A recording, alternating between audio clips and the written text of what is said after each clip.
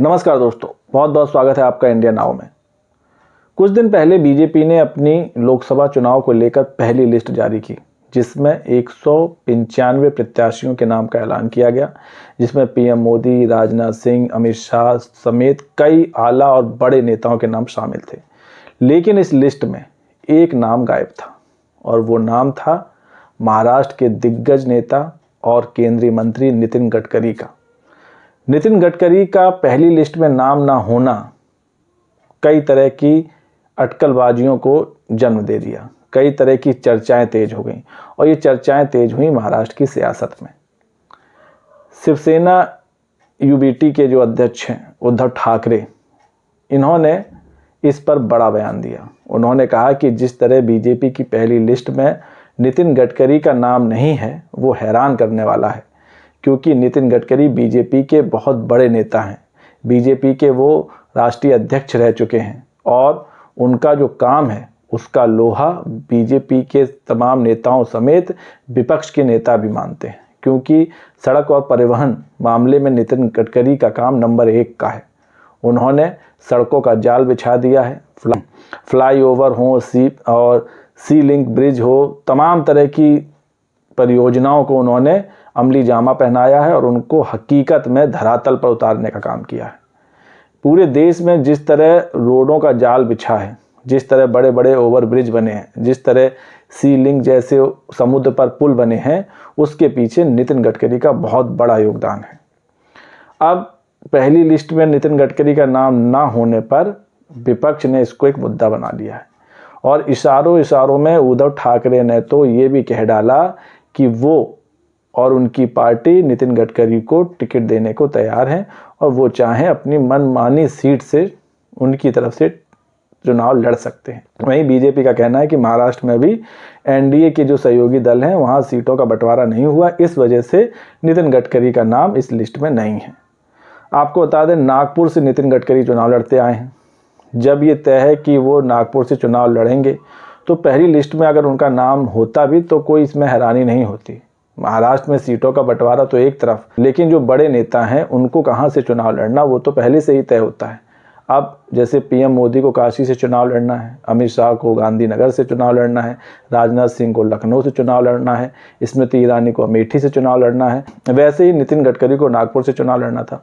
तो अगर पहली लिस्ट में बीजेपी उनका नाम डाल देती तो इस तरह की जो अटकलबाजी और बयानबाजी चल रही है इसको हवा ही नहीं मिलती। लेकिन पहली लिस्ट में नितिन गडकरी का नाम ना होकर इसको विपक्ष ने मुद्दा बना लिया है। वहीं दूसरी तरफ महाराष्ट्र बीजेपी के जो नेता हैं कृपा शंकर सिंह, उनको बीजेपी ने जौनपुर से टिकट दिया है। कृपा शंकर सिंह पर पहले कई तरह के आरोप लगे हैं। विपक्ष का कहना है कि उनके ऊपर कई तरह के आरोप लगे, हालांकि कृपा शंकर की तरफ से कहा गया कि उन सब मामलों में वो बरी हो गए हैं और पहली लिस्ट में कृपा शंकर को जगह दी गई और उन्हें जौनपुर से प्रत्याशी बनाया गया। अब आपको उद्धव ठाकरे का वो बयान मैं बताता हूँ जो उन्होंने उस संदर्भ में कहा है, जिसमें अब आपको इस पूरे मामले पर उद्धव ठाकरे ने क्या कहा वो बताता हूँ। उद्धव ठाकरे ने कहा कि विपक्षी दलों को खत्म करने की राजनीति अब नहीं चलेगी, जुमला का नाम बदलकर गारंटी कर दिया जाना चाहिए।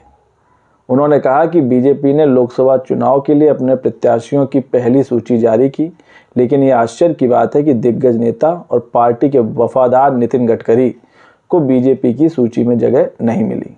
लेकिन मनी लॉन्ड्रिंग के आरोपों का सामना कर चुके कृपा शंकर सिंह का नाम इस लिस्ट में था और उन्हें जौनपुर से टिकट दिया। इस दौरान उद्धव ठाकरे ने नितिन गडकरी ने जो महाराष्ट्र में काम किया है उसका भी जिक्र किया, खासतौर से मुंबई और पुणे एक्सप्रेस वे का जो काम किया गया है उसकी तारीफ की। वहीं उन्होंने ये भी कहा कि जो बाला साहब ठाकरे थे वो भी नितिन गडकरी का बहुत सम्मान करते थे। जब भी नितिन गडकरी की और बाला साहब ठाकरे भी खुले मन से कई बार नितिन गडकरी की तारीफ भी कर चुके। उद्धव ठाकरे की शिवसेना का मानना है कि बीजेपी नितिन गडकरी को साइडलाइन कर रही है। धीरे धीरे पार्टी में उनके वजूद को कम किया जा रहा है, जबकि वो बीजेपी के बहुत दिग्गज नेता हैं और नितिन गडकरी का काम, मोदी का जो पूरा मंत्रिमंडल है उसमें शायद ही किसी मंत्री का काम नितिन गडकरी के काम से अच्छा होगा।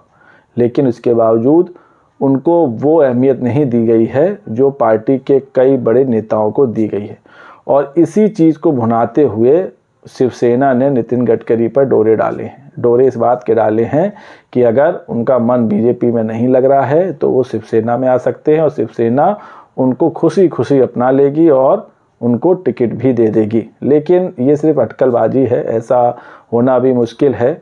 ऐसा संभव नहीं है कि नितिन गडकरी बीजेपी को छोड़कर शिवसेना के साथ जाए। अटकलों का दौर जरूर शुरू हो गया है और चर्चाएं इस बात की तेज हो गई हैं कि बीजेपी में नितिन गडकरी को लेकर खटपट मची हुई है और जो पार्टी के दिग्गज नेता है उनकी नितिन गडकरी से बन नहीं रही है।